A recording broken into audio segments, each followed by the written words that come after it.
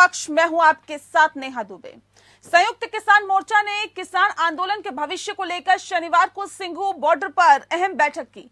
बैठक के बाद किसान नेताओं ने बताया कि केंद्रीय गृह मंत्री अमित शाह ने उन्हें किसानों की लंबित मांगों पर विचार करने के लिए बुलाया है। इसके बाद बातचीत के लिए 5 लोगों का एक पैनल बनाया गया। आंदोलन के स्वरूप, दशा और दिशा को लेकर किसान संगठनों के ने इस बैठक में चर्चा की। संयुक्त किसान मोर्चा ने किसानों के बाकी की मांगों पर सरकार से बातचीत के लिए 5 लोगों के पैनल का नाम तय किया है। इस पैनल में युद्धवीर अशोक धावले, बलबीर सिंह राजेवाल, गुरनाम सिंह चढ़ूनी और शिव कुमार कक्का का नाम शामिल है।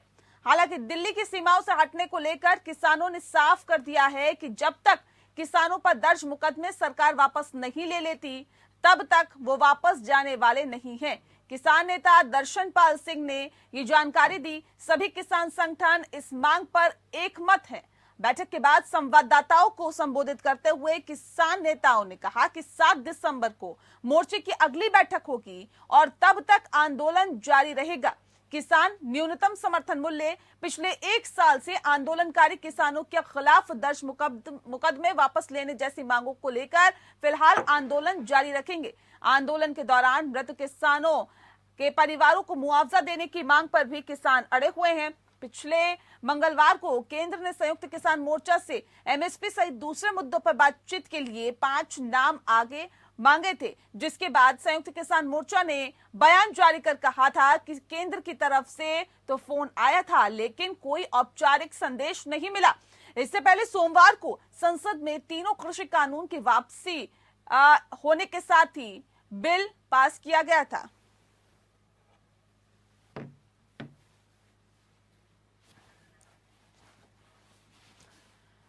तो किसानों के खिलाफ मुकदमे वापस हो समेत कई मांगों को लेकर अभी भी जो किसान है वो डटे हुए हैं। इस पूरे विषय पे हम तफसील से चर्चा करेंगे। हमारे साथ खास मेहमान मौजूद हैं, उनसे आपका परिचय करा देते हैं। इस वक्त हमारे साथ रमन मलिक जी हैं, जो कि नेता हैं, बीजेपी के प्रवक्ता हैं। बहुत स्वागत है सर आपका। हमारे साथ सुनील बालियान जी हैं, जो कि नेता है बीकेएस के। आपका भी बहुत स्वागत है।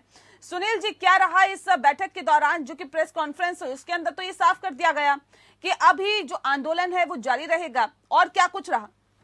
देखिए, मेन चीज तो यही थी, जो सरकार ने 5 मेंबर की कमेटी के लिए 5 मेंबरों के नाम मांगे थे, वे 5 आदमी दे दिए संयुक्त किसान मोर्चा ने। और जो आगे ये सरकार गुमराह कर रही थी कि भाई किसानों के अंदर टूट है, संयुक्त किसान मोर्चा टूट चुका है, वो चीज दिखाई है कि संयुक्त किसान मोर्चा आज भी जू का तू है और फैसले संयुक्त किसान मोर्चा ही लेता है। आज भी यही फैसला लिया गया है कि जो 5 आदमी थे वो भेज दिए गए, उनके नाम डिक्लेयर कर दिए, और उसके बाद 7 तारीख को दोबारा से मीटिंग होगी। आंदोलन जू का तू रहेगा। जब तक एमएसपी पे कानून बनाकर नहीं देंगे तब तक किसान नहीं जाएगा। जो मुकदमे किसानों के ऊपर लगे हैं वे मुकदमे सरकार को वापसी लेने होंगे, तब जाकर किसान यहाँ से जाएगा, उससे पहले जाने वाला नहीं। रमन मलिक जी, लगातार इस बात को कहा जा रहा था कि संयुक्त किसान मोर्चा भी अब 2 धड़ों में बटा हुआ दिखाई दे रहा है।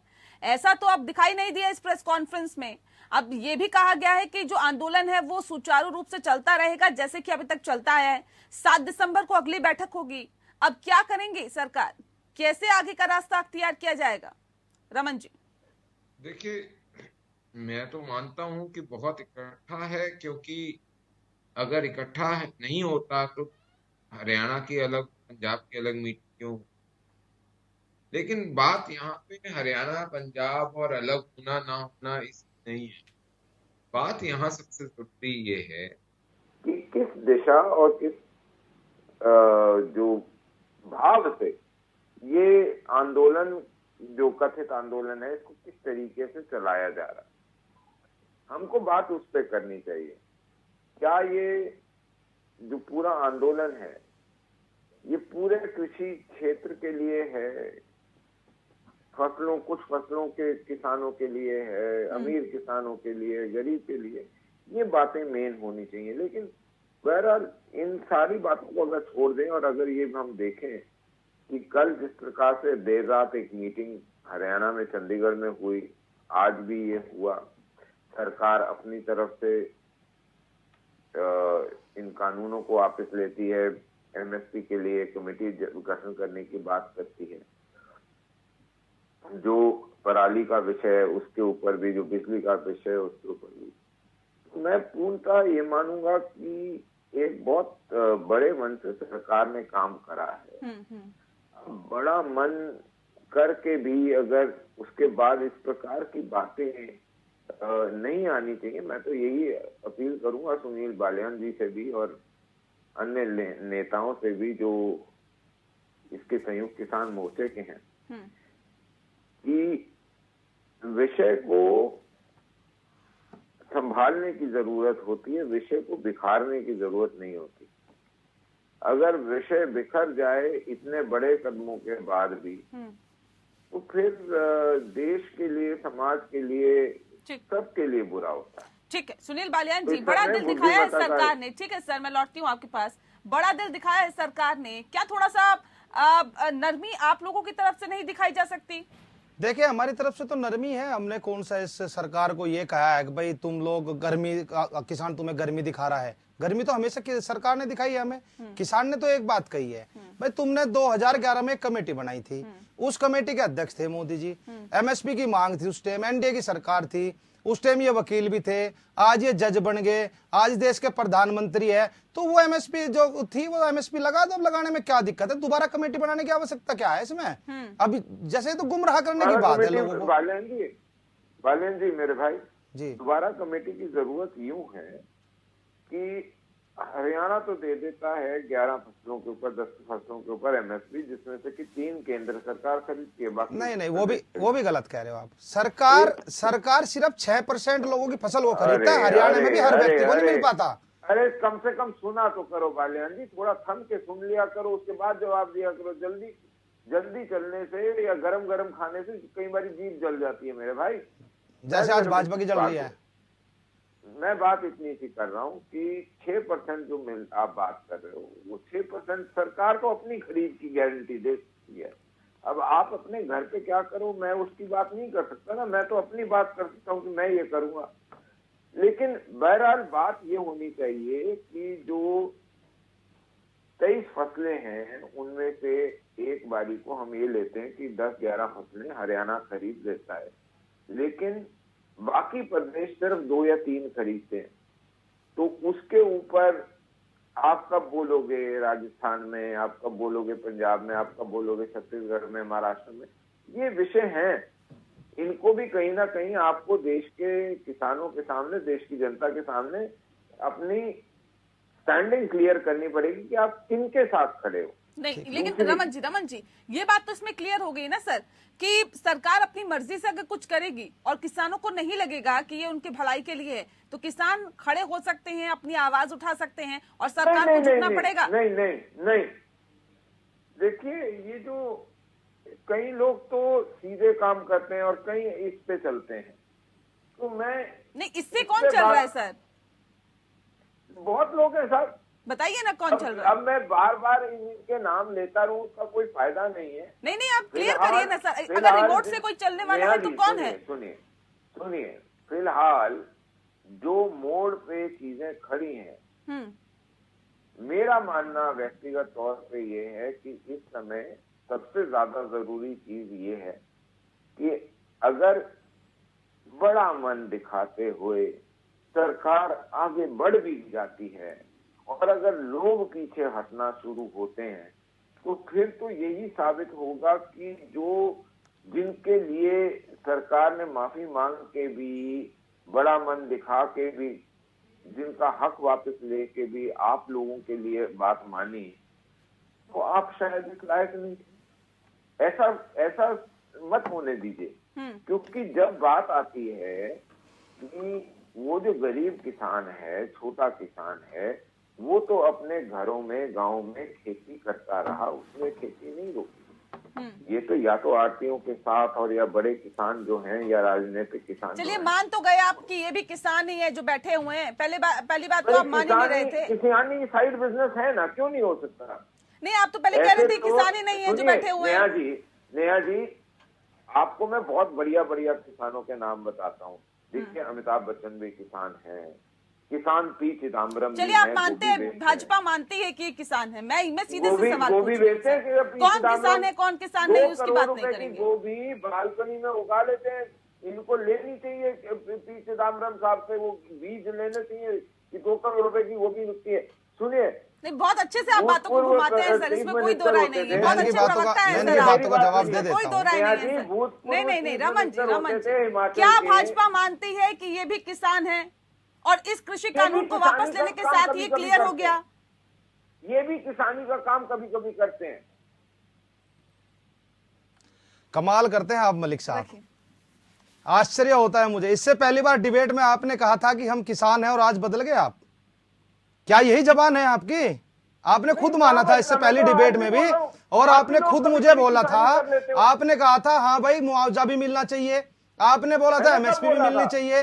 रही बात एमएसपी की, जो एमएसपी की बात आपने करी थी, एक मिनट सुन लीजिए पहले देखो, मैंने आपको शांत होकर सुना, मैंने आपको शांत होकर सुना, एक शब्द भी बीच में नहीं बोला मैं एक भी शब्द आपके बीच में नहीं बोला। पहले मेरी बात को पूरी हो जान दीजिए, उसके बाद मैं आपकी बात सुनूंगा अच्छे तरीके से। ऐसी बात नहीं है। आपने कहा कि रमन जी नहीं थे उस डिबेट में, रमन जी नहीं थे उस डिबेट में, कोई और हामी भरी थी। एक जगह दिखा दो और मैं अच्छा, आप एक बात बताओ, किसानों पे, जो किसान है, किसानों को मुआवजा मिलना चाहिए नहीं मिलना चाहिए? किसानों को तो हम सबसे ज्यादा मुआवजा देते हैं। हाँ, जो मरे उनके घर वालों का, परिवार वालों का क्या होगा? 700 किसान शहीद हुए हैं, आप देंगे। आंकड़ा चाहिए था, आंकड़ा मिला क्यों? मरवाए तो सरकार ने, मरवाए तो आप लोगों ने। अब पहले वाले मुद्दे पे आ जाओ ना, जब तुम एमएसपी वाली बात कर रहे थे। मैं ये कह रहा हूँ, अगर 23 फसलें मोदी जी ने, 23 फसलों पे मोदी जी ने अध्ययन कर रखा है, डिग्री कर रखी है उन 23 फसलों पे, सबसे पहले उन 23 फसलों पे एमएसपी दे दो, आगे की कमेटी बना लो। पूरे देश के किसान को एमएसपी चाहिए, हर फसल पे चाहिए। जब एक सुई बन सकती है, एक सुई पे एमएसपी बन सकती है, जब एक कैमरे पे बन सकती है, जब एक ब्लेड पे एमएसपी बन सकती है, तो किसान की फसल पे क्यों नहीं बनेगी? ठीक है, रमन जी को सुन लेते हैं रमन जी। बाल्यान जी, फिर तो ऐसा है, सुनो कि जी 1 करोड़ रुपए की एमएसपी बना देनी चाहिए ट्रैक्टर की। वो ट्रैक्टर आपको सारों खरीदने चाहिए। ट्रैक्टर की तो बनी हुई है, पहले ट्रैक्टर कम प्राइस पे कहां देते हो आप लोग? ट्रैक्टर 10 साल के और खत्म कर रहे हो आप लोग। एक तो दिक्कत ये, सुनते कोई ना हो। आप ही कहां सुन रहे थे मेरी बात? मैं तो सुनता हूं चुप होकर के, आप मेरे बीच में बड़े घुस जाते हो। मेरी बात सुनो। ट्रैक्टर जो है ना, वो सारे उसकी एमएसपी डिक्लेयर होनी चाहिए और 100% खरीद होनी चाहिए। बीज 100% खरीद होना चाहिए, खाद 100% खरीद होनी चाहिए, एमएसपी हो जानी चाहिए। दूध 100% खरीदा जाना चाहिए, उसकी एमएसपी हो जानी चाहिए। आप गलत, आप देश की जनता को गलत साइड में लेकर के जा रहे हैं। मैं यही रोकता हूँ आपको, आप गलत लेकर के जा रहे हैं। किसान ने एक बात कही है, किसान एक ही बात बोल रहा है आपको कि भाई मेरी फसल का दाम फिक्स कर दो। ये नहीं कहा कि उसकी सारी फसलें सरकार खरीद ले, ये नहीं कह रहा है किसान। आप इसीलिए जनता को गुमराह कर रहे हो। मेरे से उम्र में छोटे हो गए वाले हैं, बहुत छोटा हूँ आपसे तो, लेकिन आप खुद अध्ययन तो करते हो, आपको तजुर्बा है ना। किसान ने ये नहीं कहा कि सारी फसल मेरी सरकार खरीदे। राकेश भाई ने बोला था 1 तोला सोना 3 मन गेहूं, उस भाव के हिसाब से 300 रुपए किलो आटा होना है। क्या 300 किलो हमने आज के समय देखो, जो उन्होंने बात कही थी वो बिल्कुल सत्य थी। जितनी महंगाई बढ़ी है तो उसी हिसाब से रेट होना चाहिए, लेकिन हम तो ये कह रहे हैं जो आज के हिसाब से जो आप दे रहे हो वो तो दो, जिस पर अध्ययन किया आप लोगों ने। चलिए, ये पांच सदस्यीय जो कमेटी बनाई गई है उससे क्या फायदा होगा और क्या?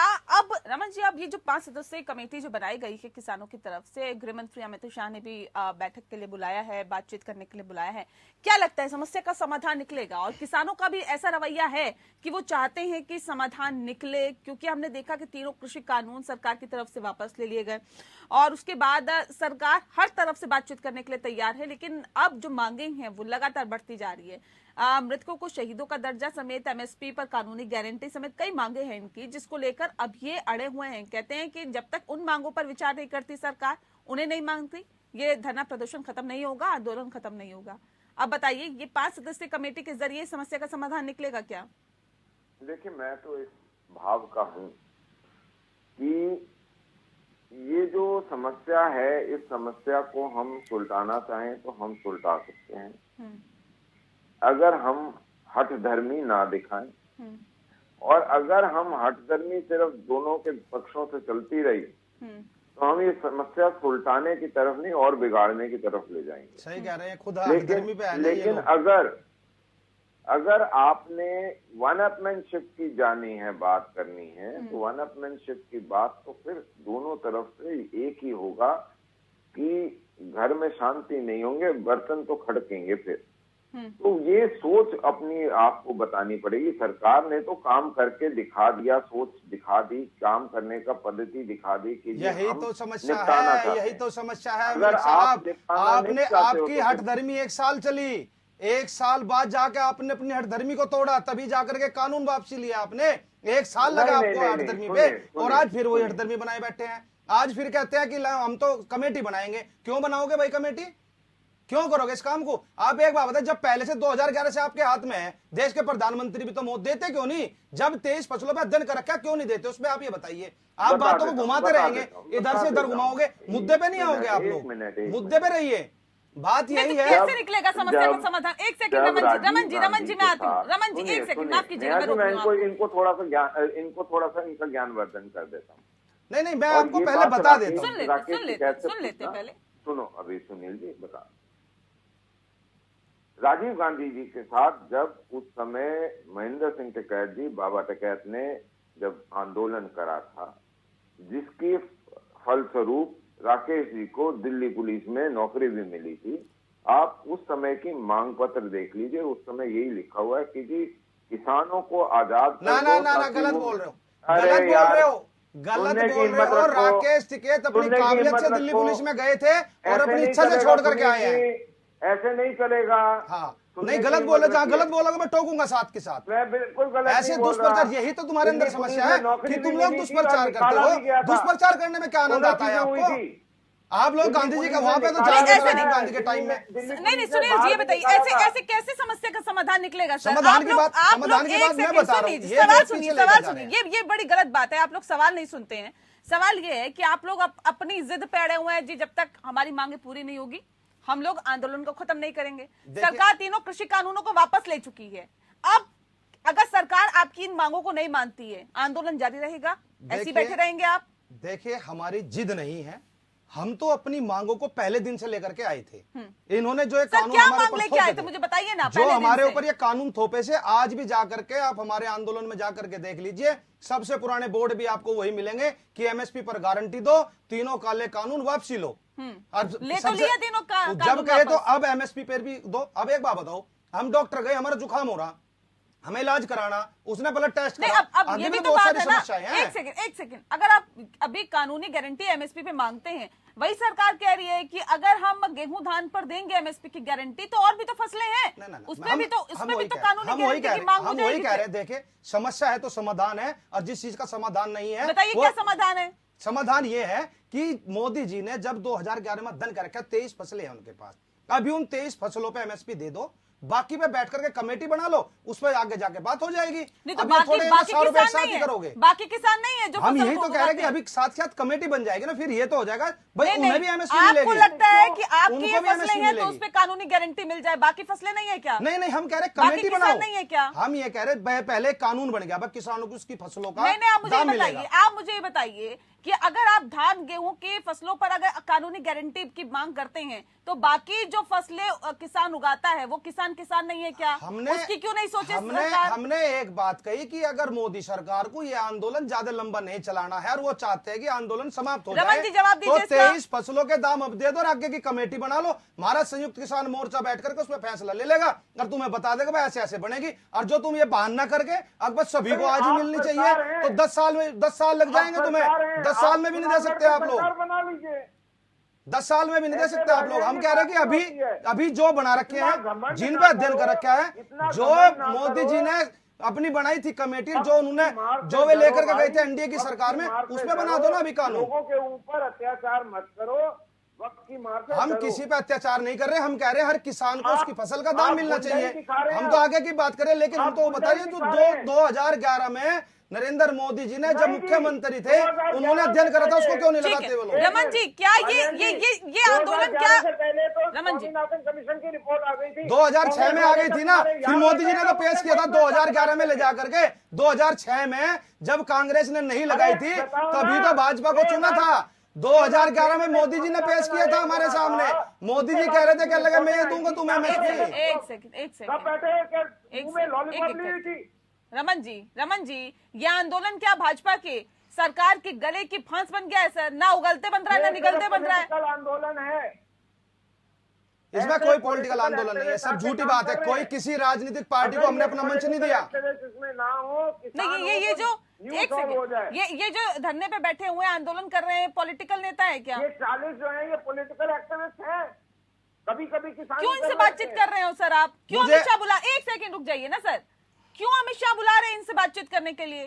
क्योंकि हमारी भावना ऐसी है कि हम ये बोलते हैं कि सर आप बढ़ावा दे रहे हैं, दो चीजों को। नहीं आप बढ़ावा दे रहे हैं, आप बढ़ावा दे रहे हैं। ये बोलते हैं कि अपने घर में जो अगर कोई बड़बोला बच्चा हो जो अपने से अलग चलता हो, उसको भी गले लगा के बात करो। और दूसरी चीज, हमारी सभ्यता जो है वो ये कहती है कि शिशुपाल को 100 माफ करे थे, 101 पे काम करा था। तो ये दोनों चीजें हमारे को पता है, लेकिन सर एक साल मैं से नहीं फिर पता भी ये चला बोलूंगा कि मेरे अपने लोग हैं, मैं इनसे हाथ जोड़ के विनती करता हूं कि जिस रास्ते पे चीज चली हुई है वो निपटारे की तरफ बढ़ने की चीज चली हुई है। ऐसे अजी फिलहाल तो आपके बलिया के विधायक भी रो रो करके गुहार लगा रहे हैं आपसे कि गन्ने का पेमेंट दे दो। दोबारा कराने की आपकी सरकार तो कह रही है कि हमने गन्ने का भुगतान कर दिया, लेकिन खुद विधायक बोल रहे हैं आपके रो रो करके कि मेरे क्षेत्र में गन्ने का भुगतान कर दो। कब तक झूठ बोलोगे? सरकार का एक आखिरी एफर्ट है, कब तक झूठ बोलोगे मुझे ये बताओ। सर चुनाव के मद्देनजर विपक्ष की तरफ से तो ये आरोप लगाया जा रहा है। नहीं, इनका ही विधायक, बलिया का विधायक खुद बता रहा है, पंजाब रो रो जीतने करके के लिए वीडियो ये पे आकर कोशिशें आप लोगों की तरफ से की जा रही है। यूपी चुनाव देखिए, अटल जी की याद करिए बात, अटल जी ने आप पीछे पहुंच जाते हो। आपका अभी का जो विधायक है बलिया का, अभी 4 दिन पहले लाइव आकर के क्या गुहार लगा रहा है मोदी जी से, क्या गुहार लगा रहा है योगी जी से, मुझे बताइए। बाकी काम करने से ये यहाँ पे भड़काने आए हो सुनील जी जैसे लोग हैं। आप भाई आप लोग गुमराह करने आए हो, हमने आज तक नहीं भड़काया किसी को। हमने तो अपने आंदोलन को शांतिपूर्ण तरीके से बहुत शुक्रिया, मेरे पास वक्त की कमी है। बहुत शुक्रिया आप सभी मेहमानों का हमारे साथ इस खास चर्चा में शामिल होने के लिए। तो पक्ष विपक्ष में दरअसल बात इसी पर हुई कि आखिर क्या वाकई इन 5 लोगों की कमेटी के जरिए समस्या का समाधान निकलेगा, क्योंकि 7 दिसंबर को मोर्चे की अगली बैठक होगी। अब उसी में देखने वाली बात यही होगी कि किसानों की आगे की रणनीति आखिर क्या रहती है। पक्ष विपक्ष में इतना ही। नमस्कार।